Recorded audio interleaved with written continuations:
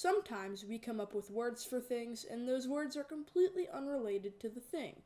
If you don't get what I'm talking about, an example is the Caspian Sea.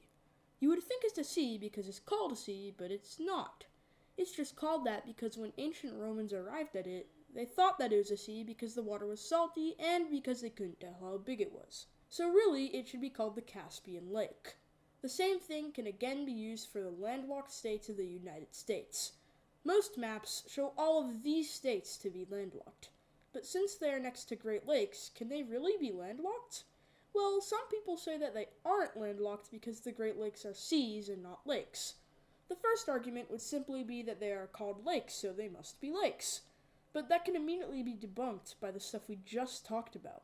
Just because they are named lakes doesn't mean that they are lakes. In fact, the Great Lakes act a lot like seas. They even have things like tides. But most people say that they are not seas because they are way above sea level.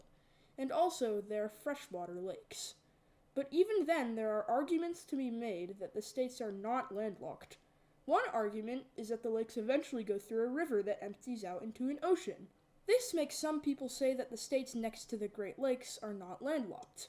But another argument is since Kazakhstan has agreed to be landlocked and it borders the Caspian Sea, which we know is a lake, the Great Lakes states should also be landlocked.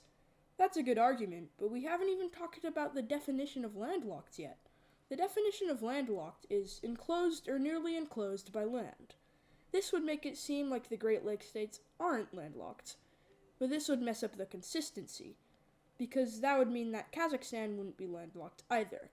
So are they landlocked? Some people think so, and some people don't. There's a bunch of arguments to be made, so if any of you have some, then leave them in the comments. And with that, thanks for watching.